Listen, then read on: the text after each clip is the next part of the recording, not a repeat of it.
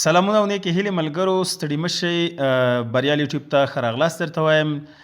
نن غواړم یوه بله لنډه ویډیو تاسو سره شریک کړم. په دې لنډه ویډیو کې زه غواړم تاسو ته وښیم څنګه کولی شئ چې تاسو د خپل موبایل دغه انډراید یا سامسونګ دغه سمارټ فونونه چې دي د دې دغه ډیولپر آپشن تاسو فعاله کړئ. تاسو وګورئ دلته زه تاسو ته ښیم، ګورئ دلته ډیولپر آپشن نشته، هغه برخه یې نشته پکې ډیولپر آپشن کې.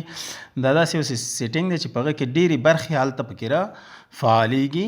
نو د دې لپاره به تاسو مستقیما اول راشئ د موبایل سیټینګ ته، له دې ځای نه هم راوستلی شئ او له دې ځای نه هم تاسو راوستلی شئ. دلته به راسئ آخر کې اباوټ فون ته. کله چې اباوټ فون ته راغدلی نو سافټویر انفارمیشن ته به راشئ. دغه بلډ نمبر چې تاسو ګورئ، دغه بلډ نمبر باندې به تاسو تیز څو ځله تقریبا 7 نه زیات راځي. تاسو دلته ګورئ چې بیا ډیولپر آپشن فعالیږي، 1 2 3 4 5 6 7 8 9 ګوره فعاله شو. دلته تاسو ګورئ چې دغه سیستم پکې فعالیږي. دې ځای نه به بک شئ، دلته به تاسو وګورئ چې ډیولپر آپشن به راغلی. دې باندې به کلیک وکئ. کله چې هم کلیک وکړو، ګورئ دلته د باره سر کې تاسو ګورئ هغه ډیولپر آپشن دا آن شوی ده.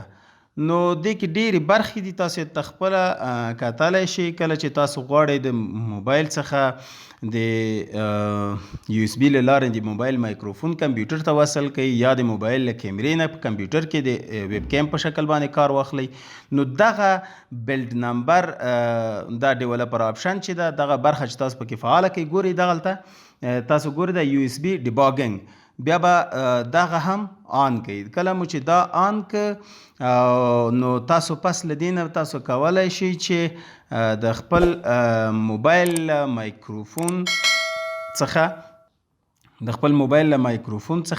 د یو ښه مایکروفون په شکل له کمپیوټر سره یې وصل کړئ، کار ترېنه واخلئ، هم د یو اس بي له لارې نه، هم د وای فای له لارې نه چې د هغه لرنینګ ویډیو یا زده کړې ویډیو یې ما هغه کړې ده، جوړه کړې ده، زما په چینل کې شته ده، چې پاس یې تاسو د آی بټن په هغه کې لینک تاسو ته پرېږدم او په آخره برخه کې هم تاسو ته د همدغې ویډیو لینک پرېږدم چې تاسو وکولی شئ چې هغه برخه هم تاسو وګورئ او زده یې کړئ چې څنګه کولی شو چې د موبایل له مایکروفون نه د یو ښه مایکروفون په شکل باندې ګټه واخلو، او یا هم د موبایل له کمرې څخه د یوې ښې کوالټي لرونکې ویب کیم په شکل باندې ترېنه ګټه واخلو. دلته ډېرې برخې نورې شته دي، په نورو باندې نه غږېږو، ویډیو اوږدېږي. نو همدومره مې غوښتل چې تاسو ته وښیم چې څنګه کولی شو چې د خپل موبایل د سمارټ فون یا د دغه اکثریت ورونه چې سامسونګ ګلکسي موبایلونه لري، په دغه کې د ډیولپر آپشن برخه فعاله کړو چې تاسو ته مې هلته وښودل. لومړی مې هم درته وښودل چې هلته ډیولپر آپشن نه و، اوس دا د ګوره هلته ښکاري چې دا هم باید آن وي. او کله که موبایل مایکروفون یا د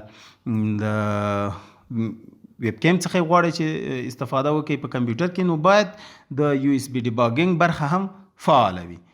نو که ملګرو تر اوسه مو زما چینل نه وي سبسکرایب کړی، مهرباني وکړئ زما چینل سبسکرایب کړئ، تر څو په راتلونکي کې زما هره ویډیو تر ټولو د مخه تاسو ته ورسیږي او تاسو ترېنه یو څه زده کړئ. د الله په امان.